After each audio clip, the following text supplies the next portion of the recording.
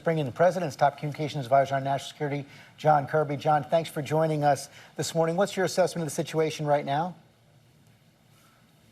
Well, obviously an extraordinary night with extraordinary results. An unprecedented attack on Israel met with an unprecedented sense of resolve and determination and military capability, but not only by Israel, but by the United States and other partner nations.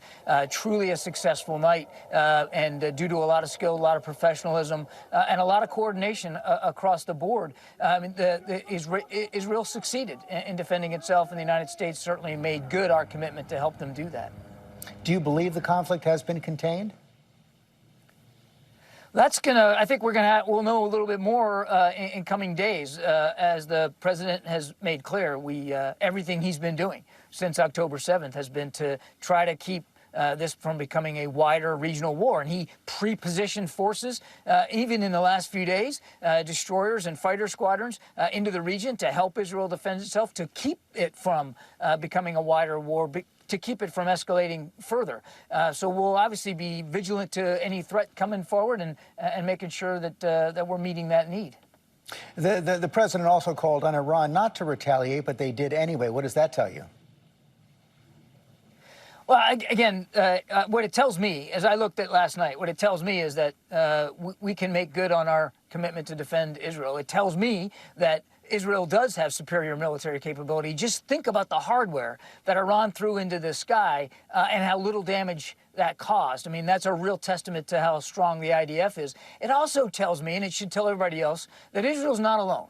That this was a coalition put together to help Israel defend itself. Iran is just increasingly further isolated in the region. But walk us through the president's conversations with Netanyahu. Is he still warning him against escalation in Gaza? And what was his direct message on this proposed retaliation from Iran? The main message was, we're with you. He congratulated the prime minister on an extraordinary achievement and success last night, but also to reiterate that the United States is going to continue to help Israel defend itself. That's a commitment going back many, many administrations, and the president believes wholeheartedly in it. And obviously, the president was interested in getting the prime minister's perspectives on what happened. I won't get ahead of what the prime minister and the war cabinet will or won't do, but the president and the prime minister had a good discussion, largely about the extraordinary success of last night. Again, look, as I said earlier, the president has been very clear, publicly so. We don't seek a war with Iran. We don't seek an escalated tensions in the region. We don't seek a wider conflict. And everything he's been doing, literally since the 7th of October, has been designed to that outcome. Last night, former President Trump called President Biden a demented tyrant, adding that Israel would not have been attacked on his watch. Your response?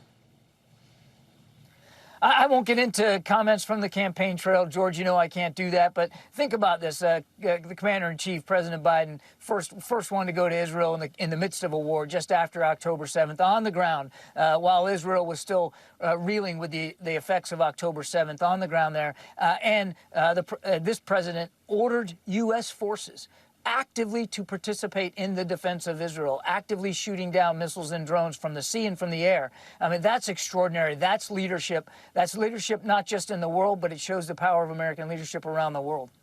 And what's the latest on the negotiations for a hostage release and possible ceasefire? Still ongoing. Well, actually, the negotiations, they wrapped up a week or so ago in Cairo.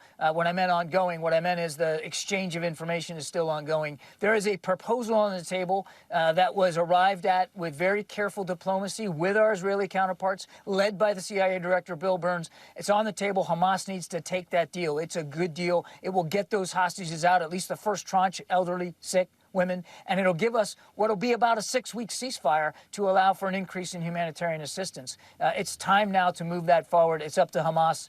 We want them to take that deal. John Kirby, thanks very much. Thank you.